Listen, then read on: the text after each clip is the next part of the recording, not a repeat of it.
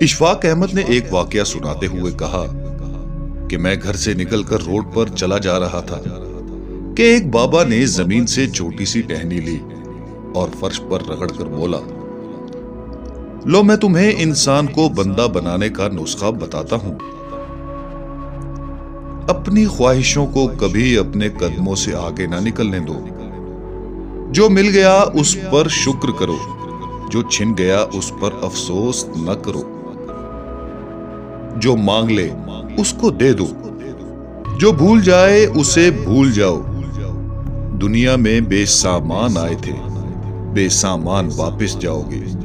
سامان جمع نہ کرو، ہجوم سے پرہیز کرو۔ تنہائی کو ساتھی بناؤ۔ جسے خدا ڈھیل دے رہا ہو اس کا کبھی احتساب نہ کرو۔ بلا ضرورت سچ فساد ہوتا ہے۔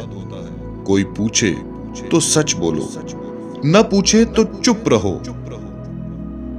لوگ لذت ہوتے ہیں اور دنیا کی تمام لذتوں کا انجام برا ہوتا ہے۔ زندگی میں جب خوشی اور سکون کم ہو جائے تو سیر پر نکل جاؤ۔ تمہیں راستے میں سکون بھی ملے گا اور خوشی بھی۔ دینے میں خوشی ہے اور وصول کرنے میں غم۔ دولت کو روکو گے تو خود بھی رک جاؤ گے۔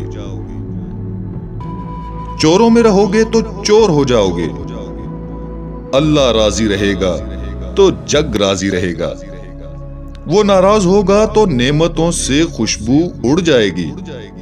سادھوؤں میں بیٹھو گے تو اندر کا سادھو جاگ جائے گا۔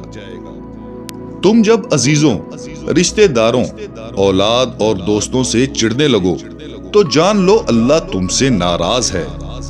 اور تم جب اپنے دل میں دشمنوں کے لیے رحم محسوس کرنے لگو تو سمجھ لو تمہارا خالق تم سے راضی ہے۔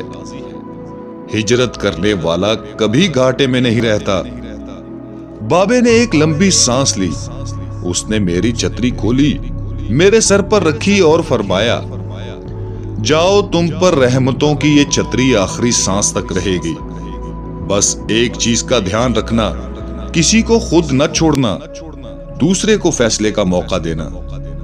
یہ اللہ کی سنت ہے۔ اللہ کبھی اپنی مخلوق کو تنہا نہیں چھوڑتا، مخلوق اللہ کو چھوڑتی ہے۔ اور دھیان رکھنا، جو جا رہا ہو اسے جانے دینا، مگر جو واپس آ رہا ہو اس پر کبھی اپنا دروازہ بند نہ کرنا۔ یہ بھی اللہ کی عادت ہے۔ اللہ واپس آنے والوں کے لیے ہمیشہ اپنا دروازہ کھلا رکھتا ہے۔ تم یہ کرتے رہنا، تمہارے دروازے پر میلہ لگا رہے گا۔ میں واپس آ گیا اور مجھے انسان سے بندہ بننے کا نسخہ مل گیا تھا۔